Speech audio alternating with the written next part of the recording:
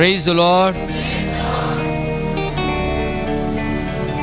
ध्यान से सुनिएगा, जब वचन का समय आता है, वॉशरूम आपको जाना है तो वचन से पहले जाए। जब वचन का समय आता तो अलर्ट हो जाए।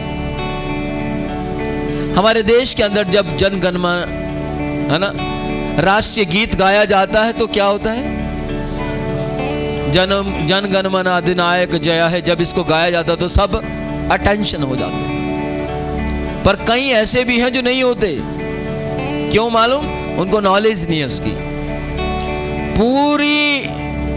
पूरा वो राष्ट्रीय गान आता है लेकिन फिर भी हिलते डुलते रहते हैं। लेकिन मेरी बात ध्यान से सुनिएगा, बाइबल के अंदर पूरे संसार के लिए एक बात कही गई कि जब परमेश्वर के वचन की बात हो तब सब अलर्ट हो जाए।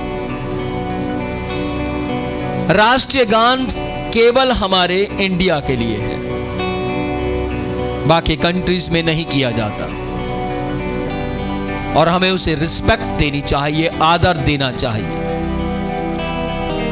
सवाल ये नहीं है कि आप मसीह हैं, सवाल ये नहीं है कि आप मुस्लिम हैं, सवाल ये नहीं है कि आप किसी और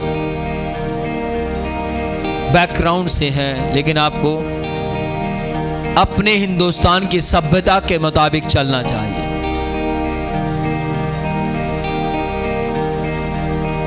समझ पा रहे हैं? बाइबल में परमेश्वर का वचन कहता है कि मैं तेरे पवित्र मंदिर की ओर दंडवत करूंगा। भजन संहिता 138 में लिखा है।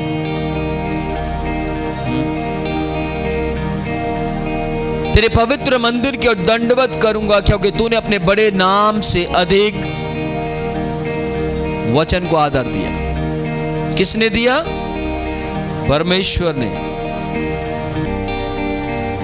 ऐसे ही लोग, कई लोग राष्ट्रगान में भी होते हैं, उनको कोई परवाह नहीं है क्या कहा जा रहा है क्या नहीं।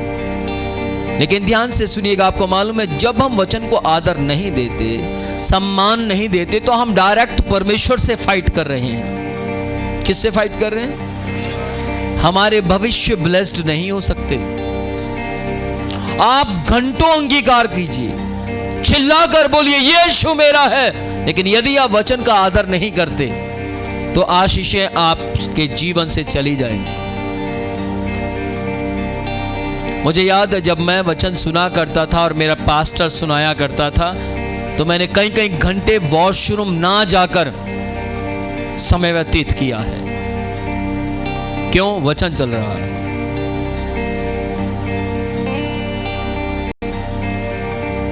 अगर आपकी बॉडी आपको परेशान करती है वचन के समय में, तो समझ जाइए कि आपकी बॉडी आत्मिकता से डाउन जा रही है। यदि आप वचन को पूरा आदर दे पाते हैं तो समझ जाइए आप स्वर्ग जाने की तैयारी कर रहे हैं।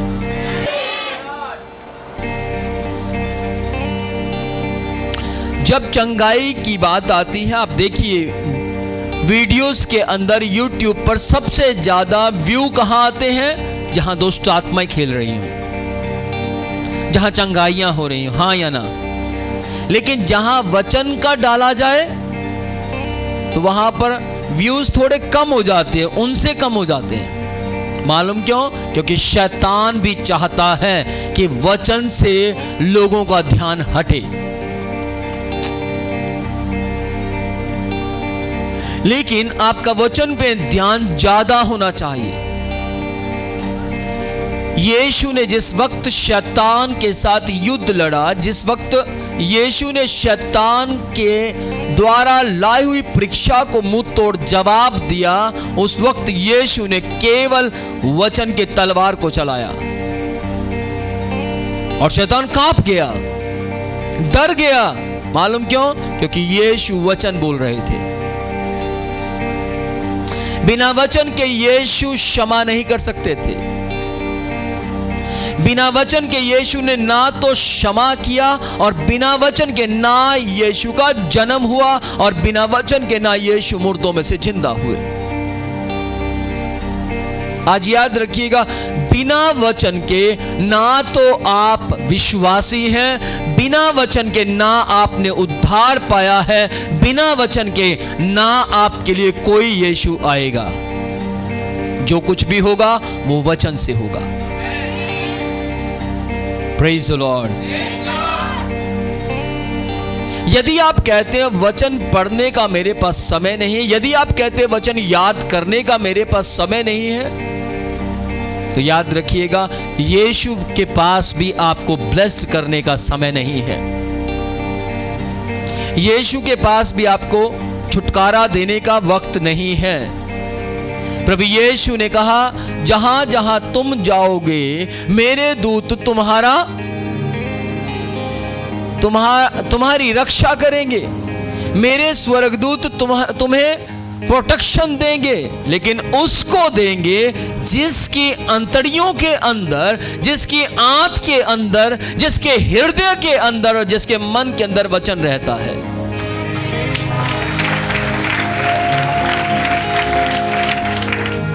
उसको परमेश्वर सुरक्षा देने की सामर्थ रखता है। आमीन। ध्यान से सुनिएगा, एक बार मैं गाड़ी से जा रहा था और जब जा रहा था तो एक एक्सीडेंट मेरे सामने हुआ। कोई गाड़ी आकर उसके पीछे से लगी और बहुत जोर से लगी, और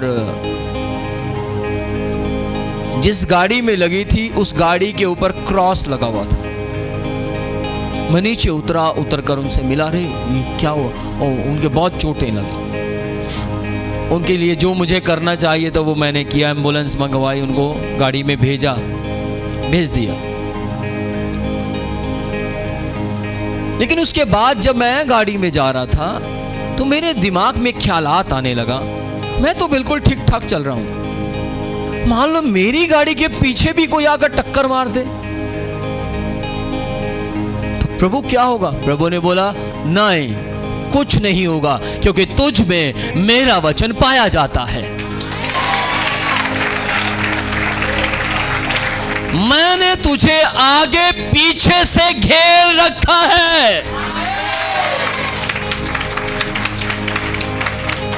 मैं जो बात आपको बता रहा हूं, करीब इस बात को 7 साल बीत गए हैं। 7 साल पुरानी बात बता रहा हूं, और 7 साल से अब तक पीछे से आकर कोई गाड़ी मेरी गाड़ी में नहीं लगी। क्या आपके अंदर वचन है? मेरा सवाल ये नहीं है क्या आपको किताब के नाम याद है। मेरा सवाल ये नहीं है क्या आपको चैप्टर्स नंबर याद है। मेरा सवाल ये भी नहीं है क्या आपको वर्सेस के नंबर याद है। मेरा सवाल ये है, क्या आपके अंदर वचन है? यदि वचन आपके अंदर है तो याद रखिएगा, आप त्रिएक परमेश्वर का आदर करते हैं, सम्मान करते हैं। यदि आप एक ऐसी मसीही जीवन को जी रहे हैं, एक ऐसा मसीही जीवन व्यतीत कर रहे हैं जिसमें केवल थोड़ी बाइबल पढ़ना, थोड़ा प्रार्थना करना और उसके बाद परमेश्वर के पीछे चलना, लेकिन आपको नहीं पता बाइबल क्या कहती है, लेकिन आपको वचन याद नहीं है, और शैतान आपके घर में आता है, समस्याएं लेकर आता है, और आप समस्या को वचन से घुड़कते नहीं हैं, वचन से डांटते नहीं, तो इसका मतलब यह है आप मसीह नहीं हैं।